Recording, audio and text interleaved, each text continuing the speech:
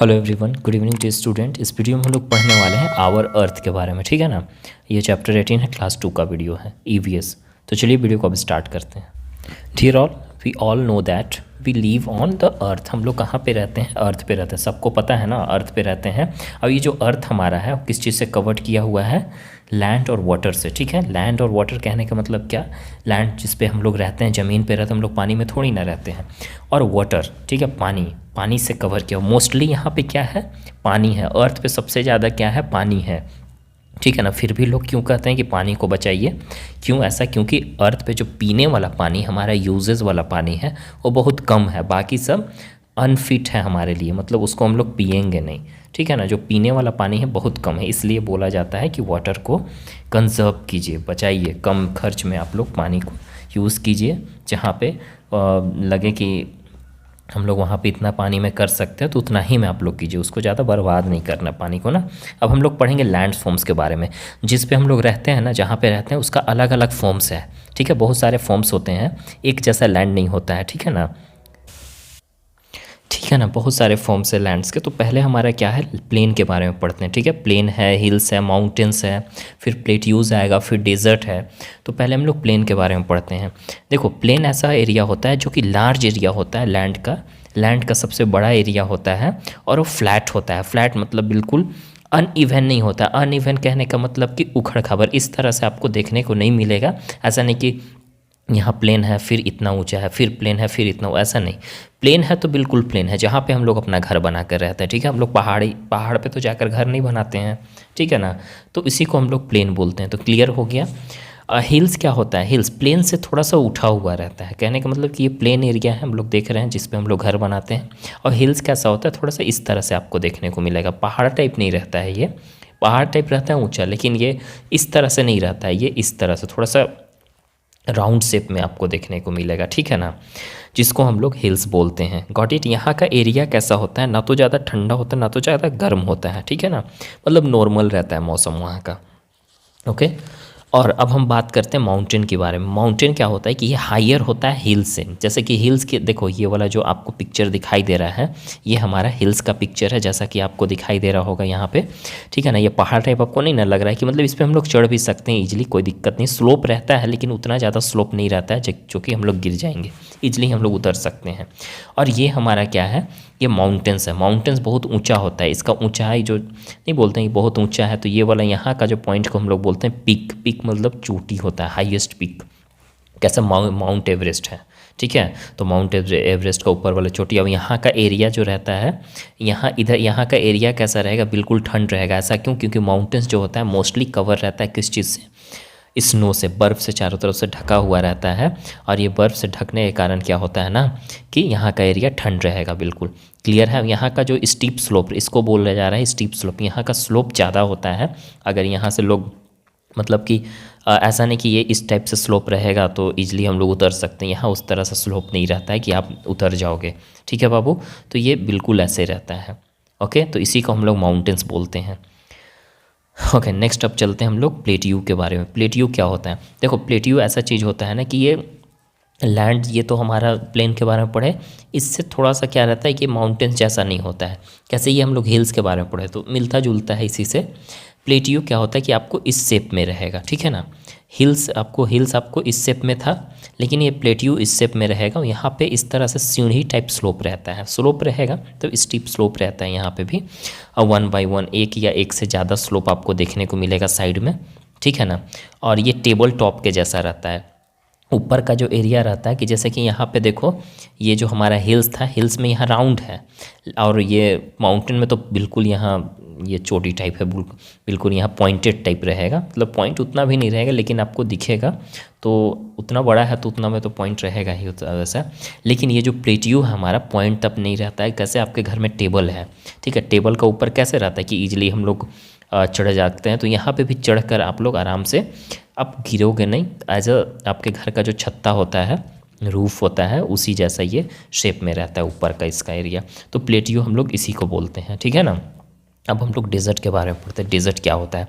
तो डेजर्ट का नाम सुनते ही आपको पता चलता होगा कि यहाँ का एरिया कैसा होता है, चारों तरफ बालू से ढका हुआ रहता है, सैंड होते हैं, रेगिस्तान जिसको हम लोग बोलते हैं।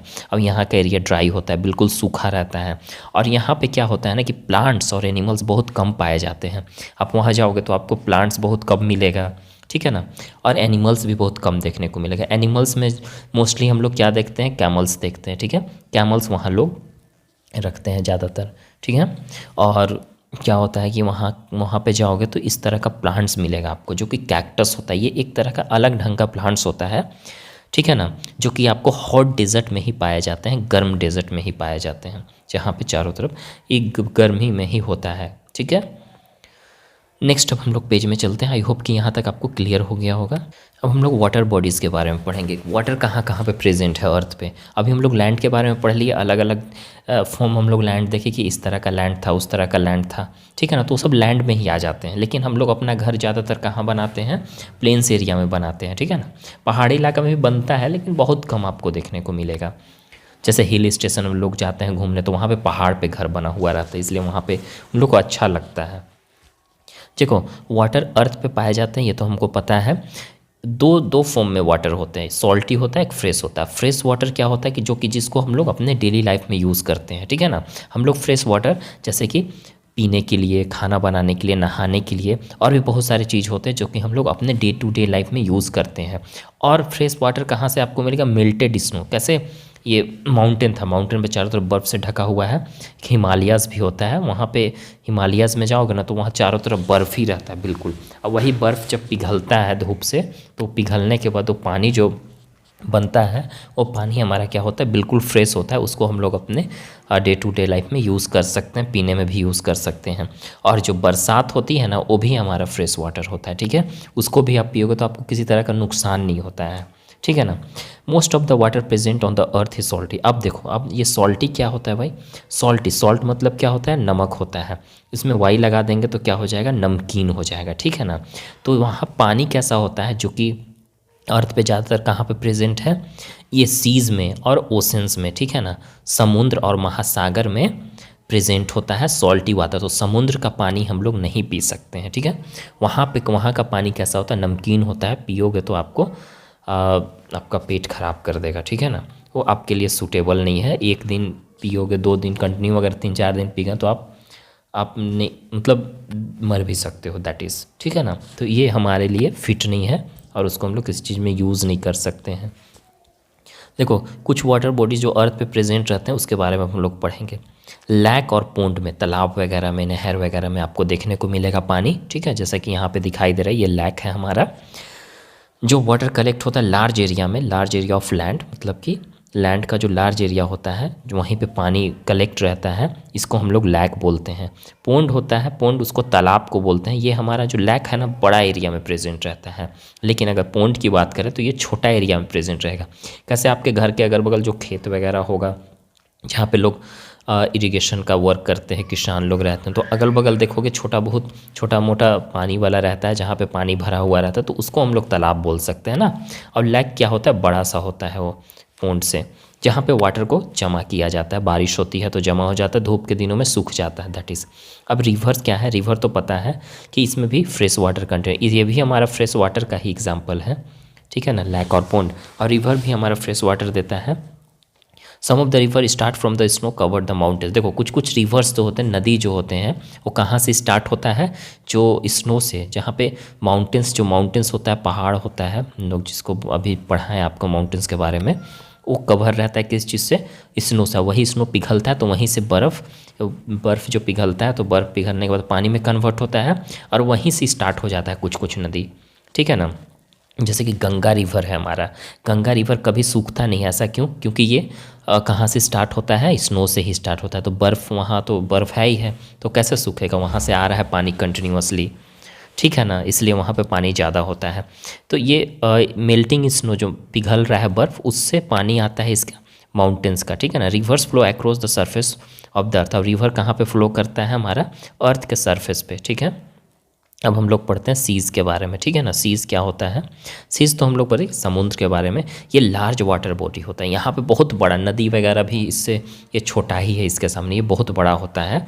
समुद्र जानते ही होंगे आप लोग, यहाँ पे बहुत सारे सॉल्टी वाटर प्रेजेंट रहता है, नमकीन पानी रहता है जो हमारे लिए फिट नहीं है।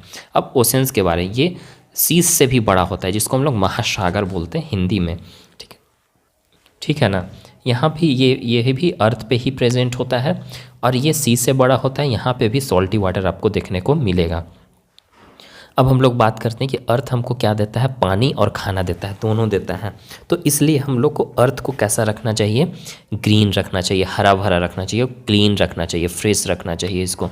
पोल्यूटेड लैंड, अगर आपका ज़मीन इधर जो अगल बगल का एरिया गंदा है, ठीक है ना, अगर वाटर को गंदा करते हो और हवा को गंदा करते हो तो यह इससे हमको क्या होता है, नुकसान होता है, ठीक है, हार्मफुल, ये हमको हार्म पहुंचाता है। एनिमल्स होते हैं, प्लांट्स होते हैं, ह्यूमंस, सबको हम लोग को इस चीज़ का ज़रूरत है ज़िंदा रहने के लिए, ठीक है ना। पानी का ज़रूरत है और हवा का ज़रूरत है, ठीक है ना। तो ये सब चीज़ का ज़रूरत है हमको ज़िंदा रहने के लिए। अगर ये सब चीज़ नहीं रहेगा तो हम लोग ज़िंदा नहीं रहेंगे, क्योंकि सांस लेते हैं हम लोग ना, हवा से सांस लेते हैं, जो कि ऑक्सीजन हवा में प्रेजेंट है, इसलिए। ओके, पोल्यूटेड लैंड, गंदा लैंड आपको जो होता है वो सब नहीं करना चाहिए हम लोग को। और अर्थ हमको खाना भी देता है, कैसे, प्लांट्स वगैरह कहाँ होते हैं, अर्थ पे ही ना होते हैं।